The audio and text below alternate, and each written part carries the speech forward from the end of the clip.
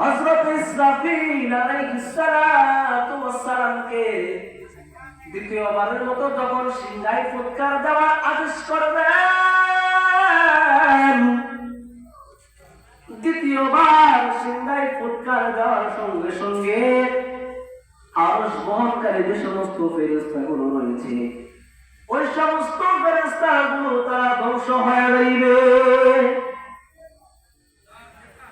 ধ্বংস হওয়ার পর আল্লাহ তাআলা বলবে, আর কে কে আছে?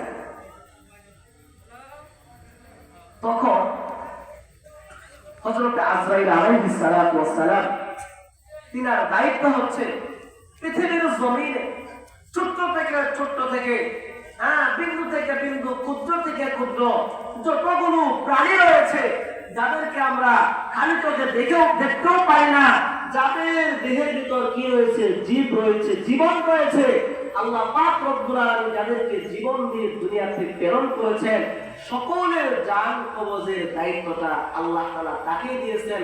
তার নাম হচ্ছে হযরত আজরাইল আলাইহিস সালাম। তিনি বলবেন, আল্লাহ আপনি রয়েছেন, আমি রয়েছি, হযরত ইসরাফিল আলাইহিস সালাতু ওয়াস সালাম রয়েছে, হযরত মিকাইল আলাইহিস সালাতু ওয়াস সালাম রয়েছে, হযরত জিবরাইল আলাইহিস সালাতু ওয়াস সালাম রয়েছে।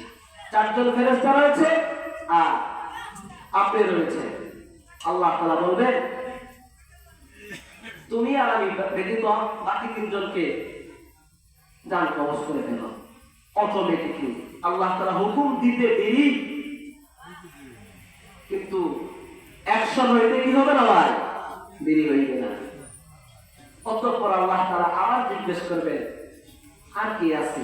বলা হয়েছে একটা সেকেন্ডের ভিতরে সমস্ত জায়গাতে তিনি কি করবেন, আরোহণ করবেন, ঘোরাফেরা করে দেখবেন যে একমাত্র আল্লাহ তাআলা ছাড়া আর হযরতে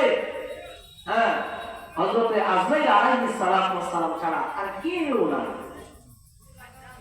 আল্লাহ তাআলা বলবেন, আর কে আছে? হযরত জিবরাইল আলাইহিস সালাতু ওয়াস সালাম বলবেন, আল্লাহ আপনি তো চিরঞ্জীব, আপনার কোনো মরণ নাই। আল্লাহর কোনো মরণ আছে? আল্লাহর কোনো মরণ আছে বলে? আর আমি তো হযরত আজরাইল, আমি তো সবারই মরণ নেই, আমার কে দিব? এরকম ভাবে আল্লাহ বলবে। আল্লাহ তাআলা বলবে, কেন? আমি তো বলেছি সব কিছু ধ্বংস।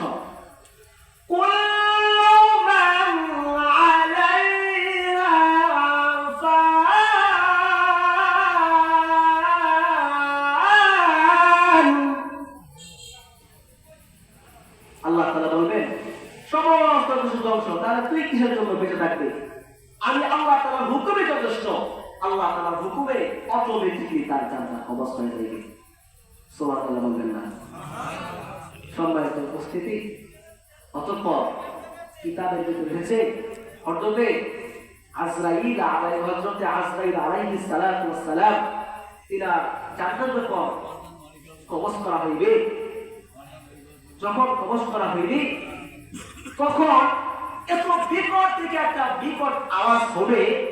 ওই সময় যদি পৃথিবীতে সমস্ত মানুষ থাকতো, জিন্দা থাকতো, কিংবা সমস্ত কিছু আবার পুনরায় থাকতো, তার মৃত্যুর যে একটা যন্ত্রণা, তার যে একটা জান কবজের সময় যে একটা বিকট আওয়াজ, এই আওয়াজের সমস্ত কিছু ধ্বংস হয়ে যেতে পারে। সুবহানাল্লাহ।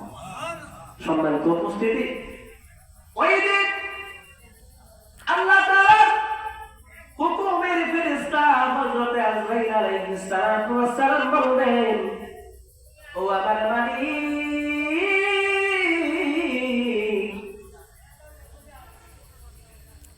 মানুষের সমস্ত মানুষকে আমি আপনার হুকুমে আমি তাদের জানগুলো কবজ করেছি। শুধু তাই নয়, সমস্ত প্রাণীকুলের জীবনটা আমি বিনাশ করে দিয়েছি আপনার হুকুমে। কিন্তু আমি জানতাম না একদিন আমাকেও নিজের জানটা নিজে কবজ করতে হইবে। যদি আমি জানতাম, আর যদি জানতাম মৃত্যুর যন্ত্রণা এতটা কঠিন তো কঠিন, তাহলে আমি আর এই দায়িত্ব জানিতাম না। ও আমার স্বামী আর বাবাজি,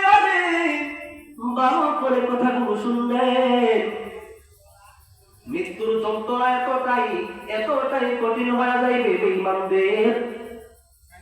বলা হয়েছে মানুষ যখন মৃত্যুবরণ করে, যে সমস্ত মানুষগুলো নাফরমান, আল্লাহ পাক রব্বুল আলামিনের হুকুম সঠিকভাবে আদায় করে নাই, দুনিয়াতে তারা আল্লাহ তাআলার হুকুমগুলো আদায় করে নাই, সর্বহালতে তাদের মন চাই জিন্দেগিটাকে তারা অতিবাহিত করেছে। এই সমস্ত গুনাহগার নাফরমানরা যাদের যখন মৃত্যুর সময় হয়ে যায়, হযরতে আজরাইল আলাইহিস সালাতু ওয়াস সালামকে দেখার সঙ্গে সঙ্গে তাদের চোখের নাকাগুলো উল্টে যায়। শুধু তাই নয়, বলা হচ্ছে তারা এত থেকে এত ভীষণ ভাবে তারা বিভাজিত হয়ে যায়, তারা তৃষ্ণার্ত হয়ে যায়। বলা হচ্ছে সমস্ত সাগরের পানি যদি তাদের মুখের ভিতরে ঢেলে দেওয়া হয়, পানি শেষ হয়ে যাইবে, তবুও না ফরমানের মৃত্যুর যন্ত্রণার তৃষ্ণা মিটবে না।